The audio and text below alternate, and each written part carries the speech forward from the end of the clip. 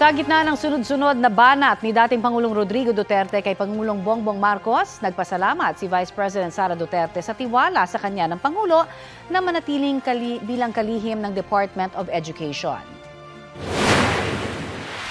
Nagpapasalamat din ako kay Apo BBM sa kanyang paggalang sa aking mga paninindigan. May respeto ako sa mga pananaw at opinyon ni dating Pangulong Rodrigo Duterte, pati na ng aking mga kapatid.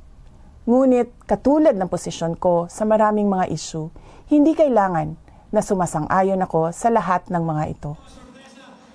Giit ng Vice Presidente, nasa bansa ang kanyang katapatan at uunahin ang paglilingkod sa bayan.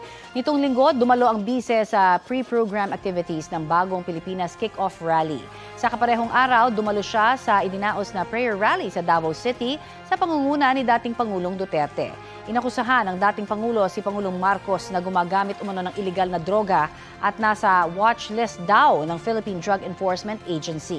Giit ng PIDEA, hindi nakasama kailanman sa kanilang watch list ang Pangulo. Ayaw na ring sagutin ng Pangulo ang tanong tungkol sa paggamit ng iligal na droga.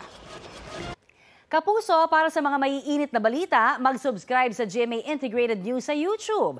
Sa mga kapuso naman abroad, subaybayan nyo kami sa GMA Pinoy TV at sa www.gmanews.tv.